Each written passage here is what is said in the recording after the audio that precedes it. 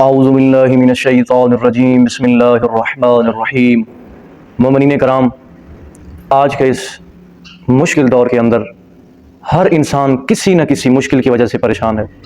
کوئی انسان رزق کی وجہ سے پریشان ہے، کوئی انسان اولاد کی وجہ سے پریشان ہے، کوئی انسان اپنے ذاتی گھر کی وجہ سے، کوئی انسان کاروبار کی وجہ سے، یعنی ہر انسان کسی نہ کسی مشکل سے دو چار ہے، اور وہ یہ چاہتا ہے کہ خداوند متعال اسے غیب کے خزانوں سے رزق عطا فرمائے، اس کی تمام حاجات کو قبول فرمائے، اس کی تمام مشکلات کو حل فرمائے۔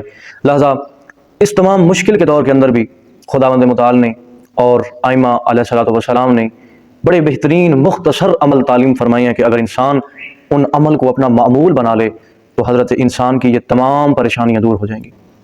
تو آج جو مختصر سا عمل آپ کی خدمت میں عرض کرنے جا رہا ہوں، عمل مختصر ہے لیکن خدا کی قسم اس عمل سے آپ کی، اگر آپ نیت کے ساتھ، خلوص کے ساتھ اس عمل کو بجا لاتے ہیں تو خدا بند متعال، اگر آپ کو رزق کی کمی ہے خدا رزق عطا فرمائے گا، اگر اولاد چاہتے ہیں خدا اولاد نرینہ عطا فرمائے گا، اور اگر اپنے کاروبار کی وجہ سے، ذاتی گھر کی وجہ سے پریشان ہیں تو خدا وہ تمام نعمات بھی آپ کو عطا فرمائے گا، کیونکہ خدا کے خزانے کے اندر کمی نہیں ہے، انسان کے مانگنے میں کمی ہے، اس خداوند متعال کی کریمی اور رحیمی کے اندر کوئی بھی کمی نہیں ہے، لیکن انسان کو مانگنے کا ڈھنگ آنا چاہیے۔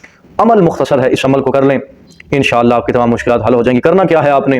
آیت اللہ کشمیری، ایک عظیم ہستی، وہ فرماتی ہیں کہ اس عمل کو کرنے سے میں نے بڑے بڑے انسانوں کی حاجات کو قبول ہوتے دیکھا ہے۔ وہ بیان کرتے ہیں کہ اس عمل کا عینی شاہد میں ہوں، اس عمل سے انسان کی تمام حاجات قبول ہوتی ہیں۔ کرنا کیا ہے؟ قرآن مجید کی ایک سورہ ہے سورہ یاسین، 22ویں 23ویں پارے کے اندر آپ کو مل جائے گی۔